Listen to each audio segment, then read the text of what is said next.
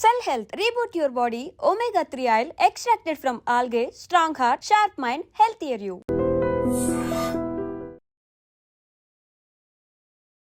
నమస్తే, welcome back to iDream media healthy conversations on iDream ప్రోగ్రామ్కి అందరికీ స్వాగతం. సో ఈరోజు మనతో ఒక స్పెషల్ గెస్ట్ ఉన్నారు. పరిచయం అక్కర్లేదు, బోలెడ్ అని వీడియోస్ ఉన్నాయి యూట్యూబ్లో. అలా నవ్వుతూనే ఎంతో ఆరోగ్యంగా ఎలా ఉండాలి, మన ఆరోగ్యాన్ని ఎలా కాపాడుకోవాలని బోలెడ్ వీడియోస్ ద్వారా చాలా అవేర్నెస్ కల్పిస్తున్నారు. ప్రకృతి వనం ప్రసాద్ గారు ఉన్నారు, మాట్లాడేద్దాం. నమస్తే సార్, ఎలా ఉన్నారు సార్? బాగున్నా, సూపర్ బాగుంది. సో కొన్నిసార్లు ఎంత ఈజీగా వచ్చే ఆరోగ్యాన్ని మనం ఎందుకు ఇంత కాంప్లికేట్ చేసుకుంటున్నాం అనిపిస్తుంది. ఇప్పుడు అర్లీ 30sలో కూడా కూర్చుంటే లేవలేరు, జస్ట్ అలా ఆనుకుంటే మెడ నొప్పులు, వీపు నొప్పులు, అంటే స్ట్రెస్ఫుల్ లైఫ్ ఇదంతా లీడ్ చేస్తున్నారు కదా. సో ప్రశాంతంగా ఉండాలి, హెల్దీగా ఉండాలి అంటే ఇప్పుడున్న యువతకి మీరు ఏం సజెస్ట్ చేస్తారు? అదే, ఇప్పుడు ప్రతి పనికి ఏదో ఒకటి చేస్తే రిజల్ట్స్ వచ్చేట్లుగా ఉండేది. ముందు దంచితే జొన్నలు వస్తాయి, గడ్డి కోస్తే ఆవులు గడ్డి వస్తుంది, పిండి పితికే వస్తుంది, కింద కూర్చొని ముగ్గులు వేస్తే వస్తుంది, ఇసిరితే వస్తుంది, దంచితే. సో అన్ని లిమ్స్ మూవ్ అయ్యేటివి జీవన విధానంలో అవన్నీ చేసుకుంటేనే మన ఆరోగ్యంగా ఉంటాం అనేది డిఫైన్డ్. ఆరోగ్యం కోసం అది చేయలే, మన ఆహారం కానీ చేతుర్తులు కానీ మన జీవన విధానం కానీ అవన్నీ ఎంతో కొంత పని చేస్తేనే అవుట్పుట్ వచ్చేది. అవును, ఇప్పుడు టెక్నాలజీ అనే ముసుగులో ఏమీ చేయకుండా ఉంటే ఎట్లా రావాలా? అన్ని మెషిన్స్ చేస్తున్నాయి.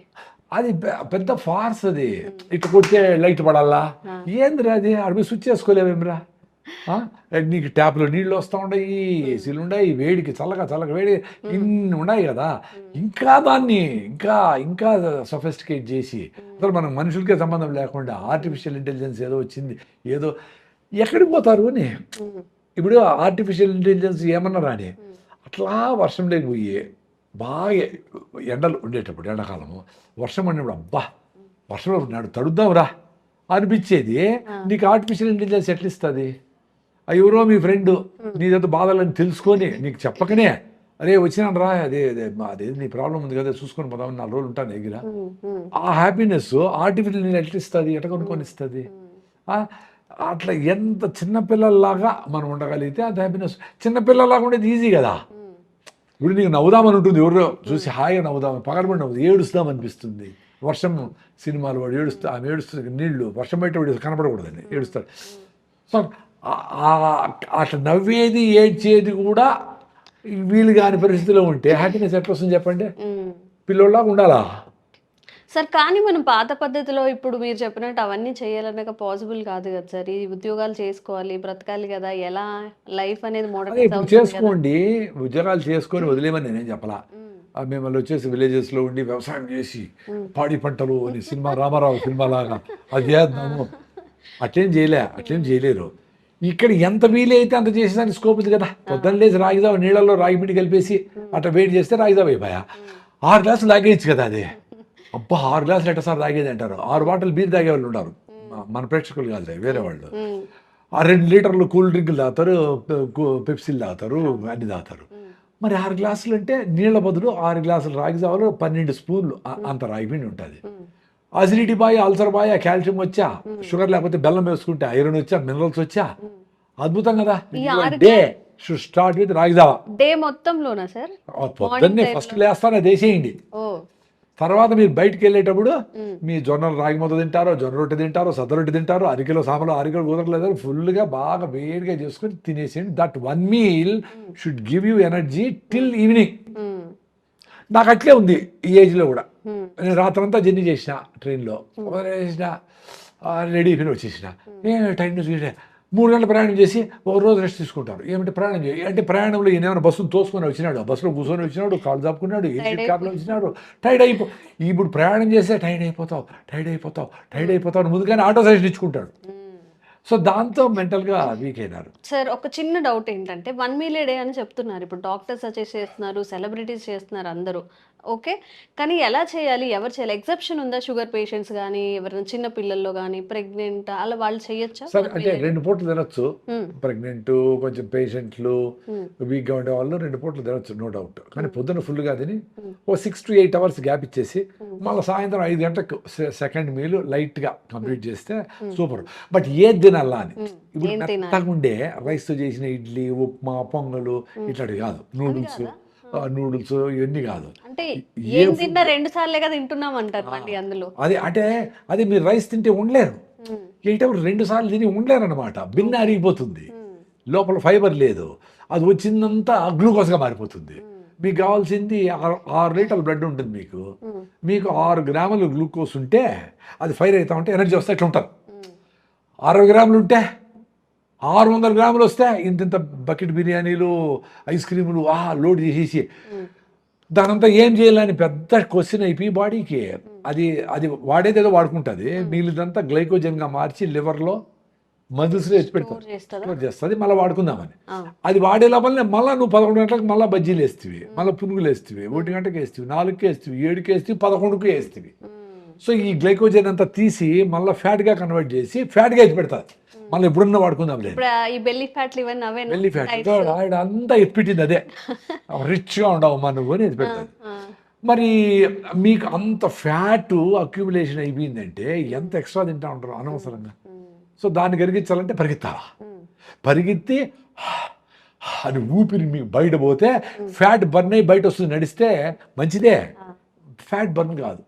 ఎందుకంటే మీరు నడుస్తూ ఉన్నారనే ఒక ఉద్దేశంతో నార్మల్ కంటే ఎక్కువ తింటారు. అబ్బా ఈరోజు 10,000 స్టెప్స్ వేసినానని 2 బిర్యానీలు తింటారు. సో ఏమైంది, బ్యాలెన్స్ అయిపోయింది కరిగించిన దానికి. సో దాంతో మీకు యాక్చువల్గా బరువు తగ్గడంలే, బరువు తగ్గకుండా ఉండేది పెద్ద ప్రాబ్లం అన్నిటికీ. మరి ఏం తినాలి సార్, మరి అదే ఏం తినాలి? ఏ ఫుడ్ మంచిగా మిల్లెట్స్తో హై ఫైబర్ ఉండే ఫుడ్ అంటే రాగులు, సద్దలు, జొన్నలు కూడా మిల్లెట్సే. మీకు అంతగా సాంబార్ వద్దు అనుకుంటే రాగులు, జొన్న, సద్దలు కూడా, జొన్న రొట్టెలు వేడిగా చేసుకొని పెద్ద జొన్న రొట్టెలు 3 పెట్టుకొని అన్ని గుళ్ళో పెడతారు కదా, గుగ్గిళ్ళు, బఠానీలు, శనగలు, అలసందలు, ఒక ఆకుకూర, మునగాకు, అవిసె ఆకు, ఏదన్నా తోటకూర, ఏదైనా పప్పు, దాంతో పప్పు వేసి బాగా ఇంత పప్పు అసలు అనుకుంటేనే నాకు నోట్లు నీళ్ళు వస్తామండి. మీరు చెప్తుంటే మరి దాని మీద ఎందుకు రెస్పెక్ట్ లే? జొన్న రొట్టి, రాగి సంగటి టేస్టీగా ఉండదు, టేస్టీగా ఎంత అద్భుతంగా ఉంటాయి, టేస్టీగా ఉంటాయి. అవన్నీ వేడిగా రొట్టె చేసి ఆ పప్పు చేసుకొని ఆ పొడి వేసుకొని ఆ పుళ్ళకి నెయ్యి వేసుకొని అదేది కరివేపాకు కారం వేసుకొని దాంట్లోకి నెయ్యి వేసుకొని పల్లీల పచ్చడి వేసుకొని అని అన్నిటితో బాగా 3 రొట్టెలు ఆకుకూర అన్ని తినేసి మళ్ళీ ఎందుకు నీ మైండ్కి అట్లా హ్యాపీనెస్ వస్తుంది. థ్యాంక్స్ అమ్మా అని చెప్తాది వాడి. చూసుకోండి, మీరు ఎక్స్పీరియన్స్ చూసుకోండి. నేను వెజిటేరియన్ కదా కాబట్టి అవే చెప్తాను. నాన్ వెజ్ తినచ్చా? నాన్ వెజ్ తినే అవసరం లేదని నేను ఇప్పుడు బాగుండా, నాన్ వెజ్ అవసరం లే. చాలా కారణాల వల్ల నాన్ వెజ్ వద్దాను. ఎందుకంటే 1 కేజీ చికెన్ తయారు చేయడానికి 8 కేజీలు గ్రెయిన్ కావాలి. 8 కేజీలు గ్రెయిన్ పెడితే అది అవుతుంది. 8 కేజీలు గ్రెయిన్ అంటే సద్దలు కానీ, రాగులు కానీ, జొన్నలు కానీ, మొక్కజొన్నలు కానీ ఏదైనా 8 కిలోలు కావాలి. సో 8 కిలోలు ఎంతమంది తింటారు? 1/4 కిలో తిన్నా 32 మంది తింటారు. చికెన్ ఒకటి తింటాడు, 2 తినేస్తారు చికెన్. మరి 32 మందికి కావాల్సిన ఫుడ్ని ఇద్దరు తినేస్తే దీనికి మళ్ళీ అవి పండించేదానికి నీళ్లు, కరెంటు, ఇన్పుట్, డబ్బులు, ఏది సజ్జలు, జొన్నలు, రాగులు వాటికేసి ఫీడు. సో వీటిని మళ్ళీ క్లీనింగ్కి దానికి వాటినంతా ఎన్విరాన్మెంట్ కలుషితం చేసి అవన్నీ బారేసి చెరువులు అంతా వేసి కంపు చేసి సో దాన్ని పెంచడానికి నీళ్లు, క్లీనింగ్ అవన్నీ. సో ఎంత వాటర్ వేస్ట్, ఎంత కరెంట్ వేస్ట్ అవసరమా అనేది క్వశ్చన్ చేసుకుంటే ఎన్విరాన్మెంటల్లీ కూడా ఇదండి. సో బయట అమెరికన్ మెడికల్ అసోసియేషన్ వీళ్ళందరూ రెడ్ మీట్ అంటే పెద్ద అనిమల్స్, రెడ్ మీట్ అంటే పెద్ద అనిమల్స్, బీఫ్ ఇట్లాంటివి. సో ఇట్లాంటివన్నీ మంచిది కాదు, కలోన్ క్యాన్సర్ వస్తుంది నైనా అని చెప్పి ప్రూవ్ అయిపోయింది. నేను వద్దురా స్వామి అని చెప్తా ఉంటాను. మరి అంత మాంసాహారులే వాళ్ళు రీసెర్చ్లు చెప్పినారు కదా. రెండోది వెజిటేరియన్స్కి నాన్ వెజ్ కూడా బేసిక్ డిఫరెన్స్ చెప్తాను. వెజిటేరియన్స్కి ఇంటెస్టిన్ లాంగ్ ఉంటుంది, అంటే ఆవులు, మేకలు మనకు అందరికీ 7 మీటర్స్ ఉంటుంది, అంటే 20 అడుగులు పొట్ట. నాన్ వెజిటేరియన్స్కి షార్ట్ ఇంటెస్టిన్, పులులు, సింహాలు, కుక్కలు అన్నిటికీ కూడా షార్ట్ ఇంటెస్టిన్. రెండోది కింద మనకు సైడ్ కదులుతుంది ఇట్లా. కుక్కలకి, నాన్ వెజిటేరియన్కి పైకి కిందకే కదులుతుంది, సైడ్ కదలదు, కింద కదలదు. ప్లస్ నాన్ వెజిటేరియన్ చూస్తానే మన కంపు కొడుతుంది. చేపలు, మాంసం తీసుకురావడానికి వెళ్ళినప్పుడు అట్లనే ఫీల్ అవుతుంది. వాటికి జొల్లు గారుతుంది, కుక్కలకి వాటి ఫుడ్ కాబట్టి. నాకు జొన్న రొట్టె అంటే జొల్లు గారిద్ది లోపల, మామిడి పండు అంటే నోట నీళ్ళు వస్తాయి, సీతాఫలము అబ్బా ఎప్పుడు వస్తుందా, పనసకాయ అట్లా. సో మనకి ఏది ఫుడ్డో అదే వేస్తానే మనకి ఫీలింగ్స్ మారుతాయి లోపల, అది నీ ఫుడ్ కాబట్టి. ప్లస్ నీళ్లు మనం గుట్ట కూడా తాగుతాం, ఇన్ని నీళ్లు. ఆవులు చూడండి, గుర్రాలు, ఆవులు, మేకలు అన్నీ ఎక్కువ తాగుతాయి. ఈ నాన్ వెజిటేరియన్ గతుకుతాయి, అట్లా నీళ్ళు కొంచెం చాలు వాటికి, ఎక్కువ అవసరం లేదు. అవును. సో ఈ ఇన్ని కారణాల వల్ల నేను వెజిటేరియన్ బాగుండా. ఫస్ట్ నాకు వచ్చిన నుంచి మీరు 35 ఏళ్ళు అయింది, మానేసి 35 years అయింది. నేను మానేసిండే జీవహింసాన్ని మానేసిన. నేను పోయేవాడిని మాంసం అంగడికి, అక్కడ ఇన్ని వాటికి బాధపడి ఇవన్నీ చూసి వద్దనుకుని ఆపేసిన. తర్వాత 2-3 సార్లు ఎప్పుడో తినింటా ఈ 35 ఏళ్ళలో, 10 ఏళ్ళు 20 ఏళ్ళ ముందర. అది కూడా ఎక్కడా ఇంకేమి లేకుండా అదే బిర్యానీ పెట్టారంటే ముక్కలు పక్కన ఉనికేసి తినడము అట్లా ఏదైనా చేసి ఉంటాను. ఇప్పుడు అది కూడా తిన్నాను, ఇప్పుడు హాయిగా మామిడిపడి తినేస్తాను. అంటే నీ అంతకు నీకు అది ఎందుకు వద్దు, ఇన్ని కారణంలో వద్దు కాబట్టి నీ మైండ్ చూడు, డ్యూయల్ మైండ్ ఉంటుంది. అరే ఒకటి చెప్తా ఉంటుంది, మంచి చెడు ఇట్లా సినిమాలు వచ్చాయి కదా, స్వర్గం నరకం అట్లాడు, దాన్ని చెప్తా ఉంటుంది నీ మైండే. రే ప్లీజ్ పొద్దున లేరా, పరిగెత్తరా, అలా రేపు నీ బర్త్డేరా, 10 ఏళ్ళ నుంచి నువ్వు పొద్దున్న తగ్గాలనుకుంటాడు అని చెప్తావు, అలారం పెడతావు పొద్దున లేదని, దీని అబ్బాని లేస్తుంది, దాన్ని కొట్టి ఆపేసి దాన్ని బెడ్షీట్లు వేసి మూల వేసేసి మళ్ళీ లేచి 8 గంటలకి నువ్వు వేస్ట్ ఫెయిల్వరా అని 100 సార్లు తిట్టుకుంటావు. ఎవరో తిట్టేది నేను ఒకసారే, నిన్ను తిట్టుకునే పరిస్థితి ఎప్పుడు వచ్చింది అనుకో, ఎప్పుడు ఒకసారి ఓకే, 2 సార్లు ఓకే, బట్ రోజంతా అట్లే ఉంటే సో నీ మీద కాన్ఫిడెన్స్ పోతుంది, నువ్వేం చేయలేవు. ప్రొక్రాస్టినేషన్ మనం గట్టిగా చెప్పుకోవడమే కదా. నువ్వు ఎందుకు గట్టిగా చెప్పుకుండా ఉండవు అనే దాని మీద స్ట్రెంగ్త్ ఉంటే అప్పుడు జరుగుతుంది అది.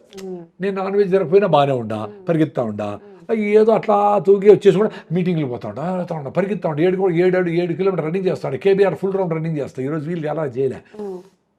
నా డీబీటీ, నా అసిడిటీలు, నా అలర్జిక్ రైనైటిస్, న్యూరోసిస్టు, సిరింగుమిలియా ఇవన్నీ కొంతమంది తెలుస్తుంది డాక్టర్లకి. ఇవన్నీ పల్మనరీ ఎంబాలిజం 90%, అంటే లంగ్స్లో బ్లాక్ కరోనాలో. ఇవన్నిటి నుంచి నాకు నేచర్ బయట వేసింది కదా, ఇంకేం కావాలి నాకు యూట్యూబ్ ఛానల్ లేదు తెలుసు కదా, మీరు ఎవరో పిలుస్తారు వస్తా చెప్పేస్తా అంతే. దీని తర్వాత ఏమైంది, ఏం టైటిల్ పెట్టుకున్నారు, ఎంతమంది చూసారు, ఏమీ నాకు సంబంధమే లే. నా ఎక్స్పీరియన్స్ చెప్తా.